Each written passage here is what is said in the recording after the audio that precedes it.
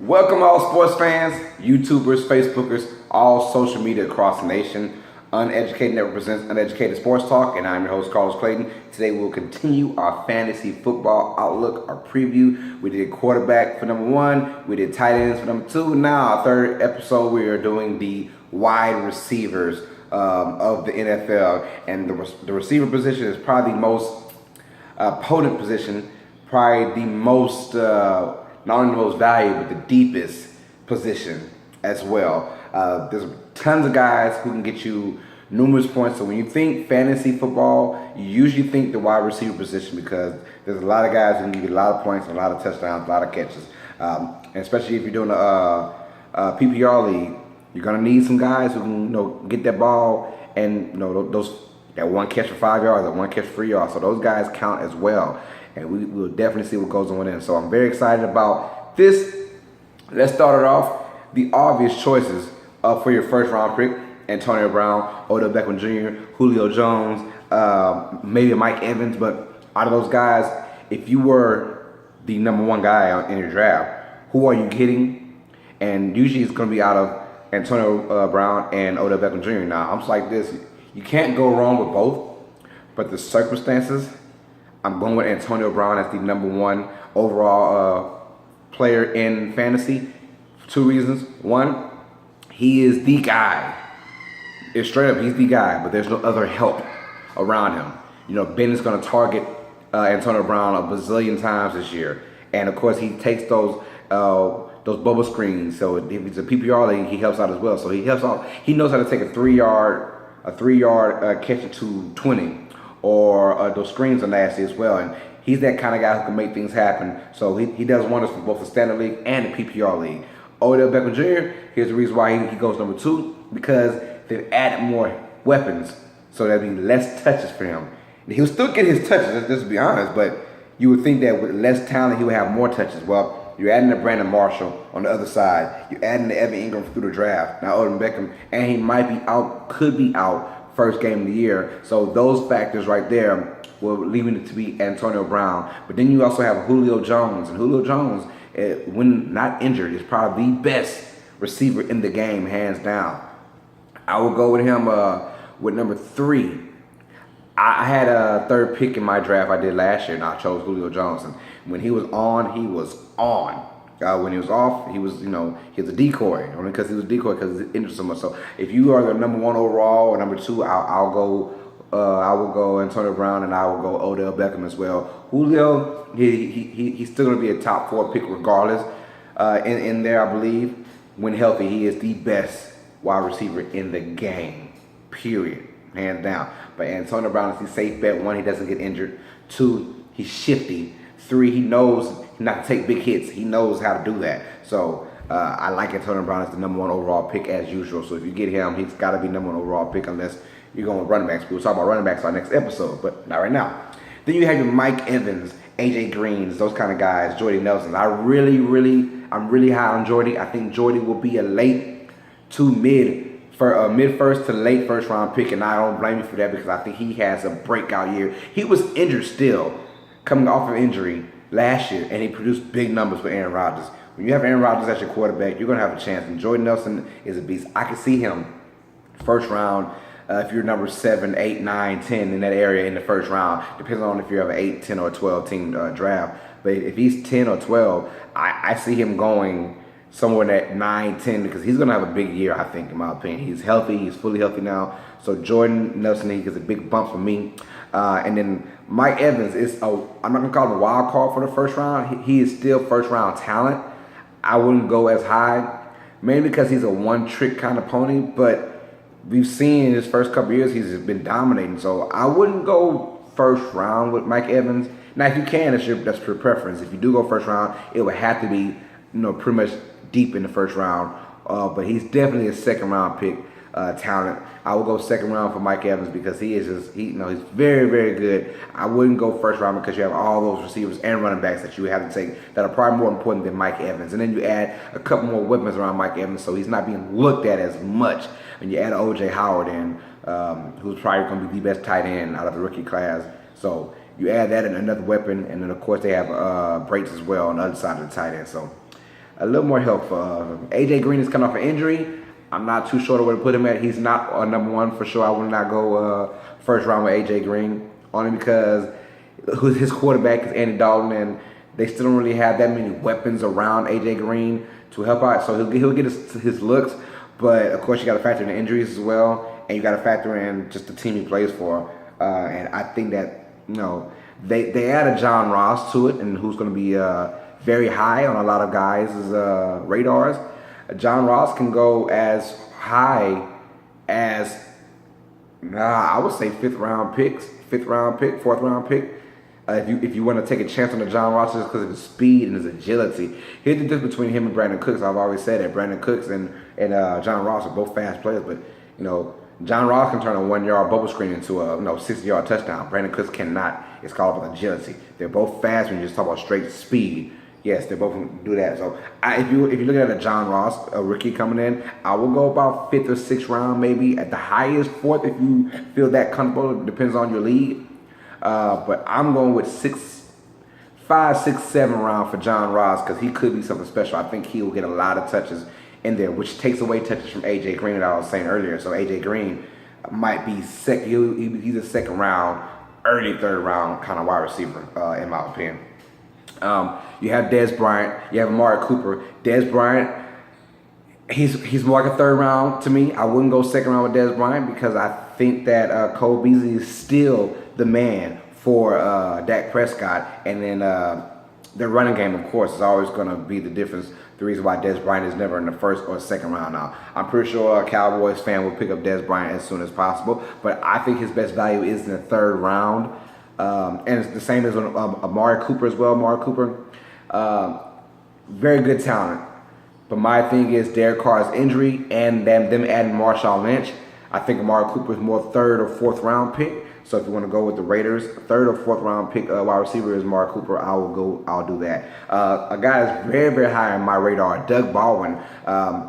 I'm pretty sure people are projecting him probably about fourth round, fifth round talent. I will go as high as third. I think that Doug Baldwin is going to have a monster year this year at the wide receiver level. I think that Russell Wilson just himself is going to have a better year passing wise because I think their offensive line is a lot better now. So I think Doug Baldwin will get open a whole lot more. And he is already a very crafty receiver, runs beautiful routes as it is. He's going to get open. Russell Wilson's going to find him, and I'm excited for that tandem that's going on right there. So if you're one of the guys, say if you have if you're in a snake draft and you have and you're the last person picked, so that means you have, say if you're 10 and you have 10 and 11, if you want to go do a combo with a quarterback receiver, Russell Wilson and Doug Baldwin is not a bad combo, man.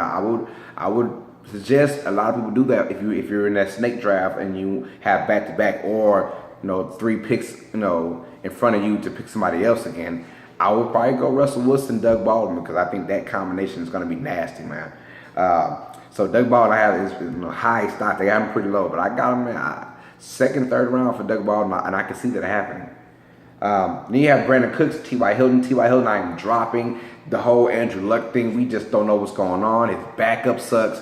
Everyone that's decent in Indianapolis, they're going to have a bad year. T.Y. Hilton's going to have an off year. I'm not going with T.Y. T.Y. is more of I would say I'll pick him up if you had to as a flex, probably 9th round, 10th round, but I'm not touching T.Y. Hilton at all because Andrew Luck is on the PUP, and he's pretty much, it hasn't been conclusive yet, but he's pretty much going to miss at least the first 6 games of the season. I don't see any scenario where Andrew Luck actually comes back and plays and looks phenomenal. So T.Y. Hilton, I'm not touching him at all. In my draft stock, I'm going down with T.Y. Hilton. That's just my opinion. But Brandon Cooks, draft status went up. When you play with Drew Brees, you're going to do good. But then when you get traded to a quarterback that could be better than Drew Brees and Tom Brady, they're going to find a way to get Brandon Cooks the ball. That's what it is. Brandon Cook skyrocket, especially in the PPR league. He's going to get a lot of touches. I can guarantee you guys that. And he's going to be put in the right places, right position.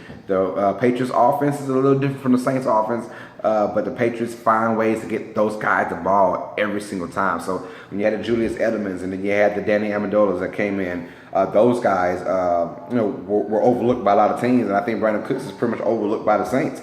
And I think Brandon Cooks he can get you about 90 catches this year, over 1,000 yards. I think that will happen. So Brandon Cooks' status is going up. I'll go late second, early third with a Brandon Cooks.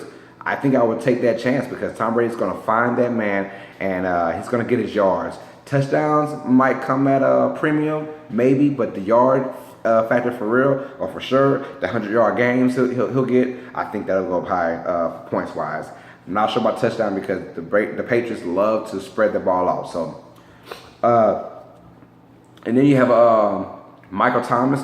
My draft status on him is go high on Michael Thomas as well for the New Orleans Saints.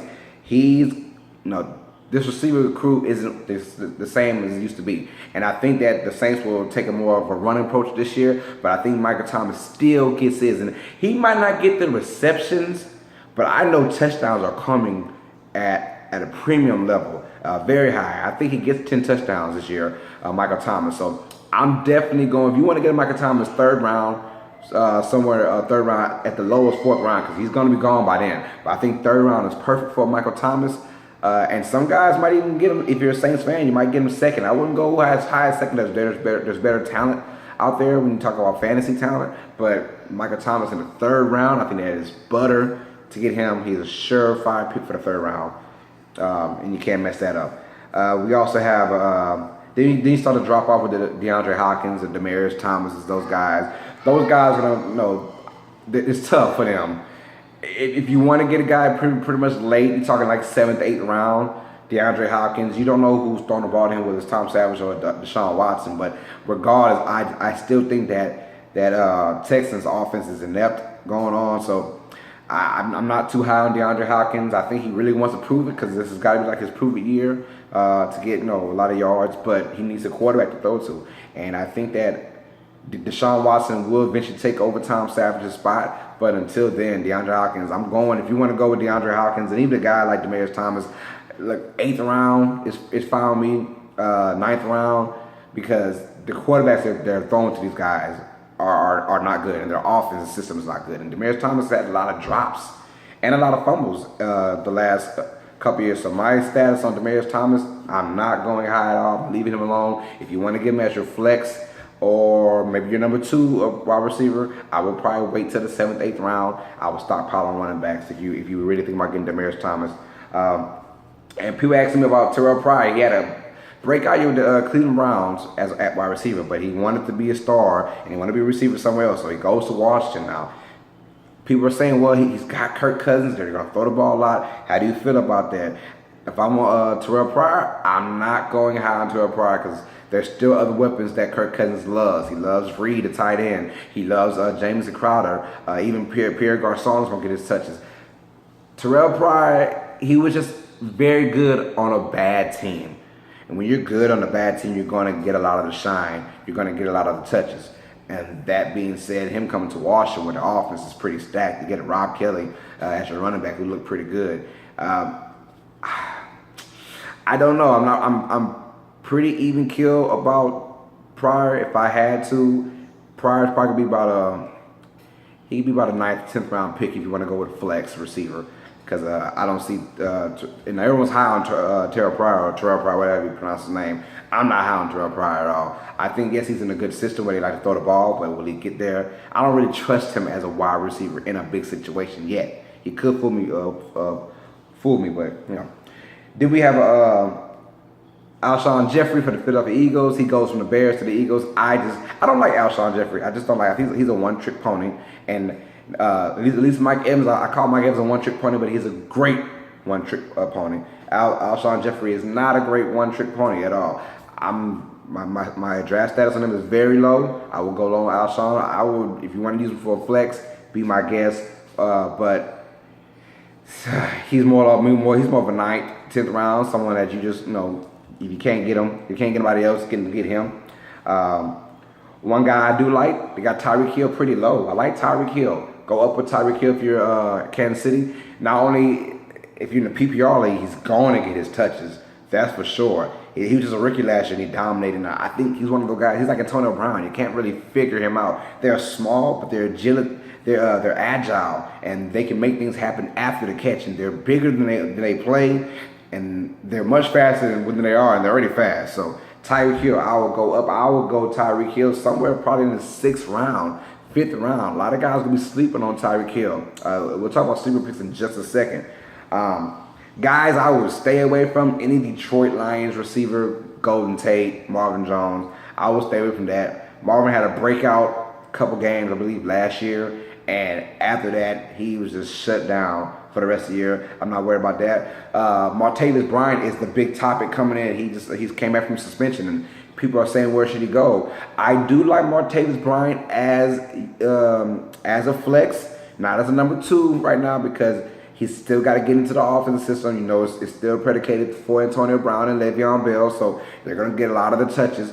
Martavis Bryant, we saw what happened when you had Eli Roger last year emerge as the number 2. He didn't get as many catches. Martavis Bryant is a better prospect than Eli Rogers. He's a better player, in my opinion, bigger size guy. But I'm not as high, but if you want to go with Martavis Bryant as a sneak or sleeper pick, somewhere in the 7th, 8th round, that is fine. If you want to use as your number 2 or your flex, for sure, I'm down with that. But don't be surprised if he doesn't get a lot of catches early. I think he will build up at the end of the year, or maybe at halfway point of the year, he will start getting his touches. But early, I don't really see him being an impact, but who knows? We got Devontae Adams. He's going to go up high as well. Like I said, when you have Aaron Rodgers on your team, those receivers are going to be dynamic. And then you're looking at maybe one guy at the end. No one's talking about Brandon Marshall at all. Brandon Marshall is going to be up there. I'm talking sleeper picks now. So as a sleeper pick, I have a few guys. No one's talking Brandon Marshall for fantasy. They're not, just because Brandon Marshall's getting up there in age, and he had a subpar year last year, but now I think he's rejuvenated. He's with a winning team. He has a chance to do some good for the Giants.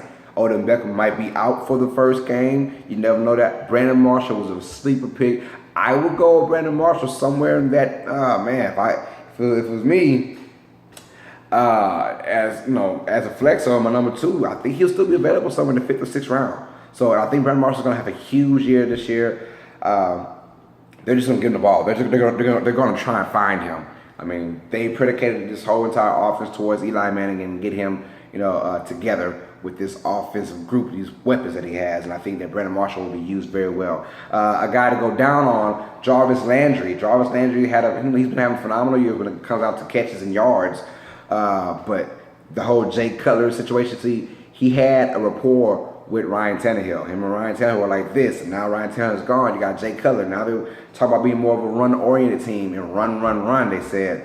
And Jarvis Landry, I'm not going high on him at that as well. He could probably be a flex somewhere towards the later rounds. Depends on your draft, how many teams you have in your draft. But he's not. I wouldn't get him at all. Maybe for PPR, he goes a little higher. Maybe 7th, 8th round, 9th round. But if he's in a standard league, I wouldn't even pick him up, to be honest. I'll set him out, and just maybe off of injuries you could pick him up. But that is my opinion. Guys, to look up, sleeper guys, the rookie Corey Davis. He plays for Tennessee now, the Titans. I think he'll be a great sleeper pick if you want to get him as a rookie. He's probably going to be available 6th, 7th round. I think he does get a lot of targets this year. Whether he catches them or not, he's going to get a lot of targets because he is the best receiver. So I'll probably get him in the 7th round. He hasn't really been talked about a lot. But 6th, 7th round sounds good to me. He could be your number 2 receiver, depends on how it goes, or your flex as well. And another guy to look out for, Marquise Goodwin. He's very fast, ladies and gentlemen. And we've seen from the preseason, he has burners. I think that he'll be a big play guy for Brian Hoyer in that 49ers game. I think they will use him a lot to, try and get that. I will go ahead and sneak him in probably about a 9th round if you're looking for a flex. Marquise Goodwin he's high on my draft status. I like Marquise Goodwin. If you want him as a flex, I think he's a go-getter. And then Chris Hogan for the Patriots. He just went up with Julius Edelman going out. Be looking out for Chris Hogan. I think he'll get a lot of touches this year. And something about Chris Hogan last year, he has something about a Tom Brady wide receiver, a Patriots wide receiver. They always get their touches. I think Chris Hogan is one of those guys who will get a lot of touches this year. So I'm looking for him towards the end of the way. He's a sleeper that no one's talking about as well. And then Randall Cobb, which is No, he's had great fantasies the last couple of years. It's just that he was injured last year, and no one's talking about him anymore. Well, that's a good thing for fantasy owners like me. If no one's talking about Randall Cobb, we can go get him. You can snatch him up in the 8th round, something like that, or the 9th round. I think, in my opinion, Randall Cobb is another sleeper because he's going to be fully healthy, and this wide receiver group is already amazing, and they're all going to get their touches, I believe. Devontae Adams, Jordan Nelson, and Randall Cobb, but I think Jordan Nelson out of the bunch is going to get the most touches just because he's probably the best wide receiver of the bunch. So those guys are my sleeper. I had Brandon Marshall, Marquise Goodwin for the 49ers, Corey Davis for the Tennessee Titans, I had Chris Hogan for the Patriots, Randall Cobb for the Green Bay Packers. Those are my sleeper picks, so be on the lookout for them. Those are the guys that no one's actually talking about. So to recap, Antonio Brown is my #1 receiver. He's the #1 player in fantasy for probably a 3rd straight year. People might go with a David Johnson. I will go with Antonio Brown before David Johnson because we know that Johnson he had an injury last year, and I'm just saying. And Brown, from what I know, has never really been injured. So I like that out of those two. I will go with Antonio Brown as the #1 overall player.